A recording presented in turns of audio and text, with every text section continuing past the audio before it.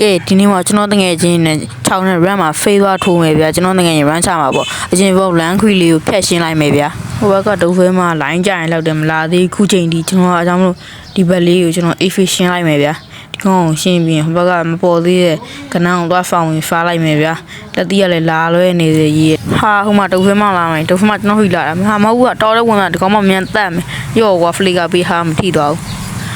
ဆာဗာလေးကျွန်တော်ရဲ့မီယာလေးအဖြစ်ပါတယ်ဒီကောင်ဖော့ဟော့ဖြတ်ကန်လိုက်မယ်ဗျာ200ဘူးလောက်တေးရဖလီကပေးပြေးလိုက်တော့မယ်ဗျာမိုးကျုံးမှလည်းကျွန်တော်တေးမဲမှတ်ပြီးတဲကြီးမဲကြီးကိုလိုက်ပြင်းတော့တော်ရအောင်ရောက်တော့မယ်ဗျာနောက်ကျွန်တော်အိမ်မဲပြန်လိုက်တော့မယ်တော်ခေါင်းကြောင်းမအောင်လည်းဖော့ဟော့ဖြတ်ကန်လိုက်အောင်မယ်ကွာဟာပိုင်းတော့ဘာတော့မှညီမတို့လာပိုင်းတော့ငါတော့တေးပြီကွာ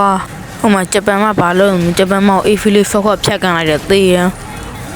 ဒီမှာနင်ပဲတော့မရော့ဟာမိုးကျုံးမမထူဘူးတော့ရှုပ်ပါကွာဒီကောင်မှတက်လိုက်တော့မယ်မိုးကျမနေပဲသေးမှာနင်ပြေးမလို့တော့ငါ့ကိုတူးချုပ်လဲနေငါမသေးတော့ဘူးနော်သေးလိုက်တော့မိုးကျမရော့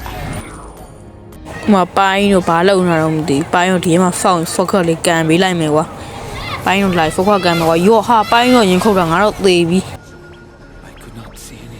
ဘယ်လိုဖြစ်နေတာငါနောက်နောက်ကမိုးကျမရဲ့ဂျပန်မယူဖောက်ခက်လေးကန်လိုက်မယ်ရော့မိုးကျမဂျပန်မှာသေးလိုက်တော့ရော့ဖောက်ခက်ရော့ရှိကလိုက်ကောင်းမလေးရမယ်မှန်တယ်တော့သေးလိုက်အောင်ထပ်ပြီးနောက်တစ်ကောင်ဒီကောင်မှမတက်မယ်ရော့ဟာလီရကျွန်တော်တော့မရတော့ဘူးဟိုမှာဒုတ်ဖဲမတို့ကျွန်တော်ဘက်ကလာနောက်ရော့ဒုတ်ဖဲမတို့ဖောက်ခွက် efficacy ကန်လိုက်မယ်ရော့သေးမှန်ဒုတ်ဖဲမတို့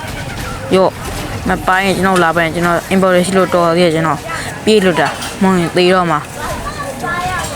relation တော့ခိုးကျွန်တော်ပိုင်းတော့ရောက်တော့နောက်ပြန်ပြေးရဒီကလေးခဲမှုရှိတဲ့ပိုင်းကတက်အောင်တက်ပြီးသွားပြီမြင်းချက်ပိုင်းတို့တစ်ချက်ကတော့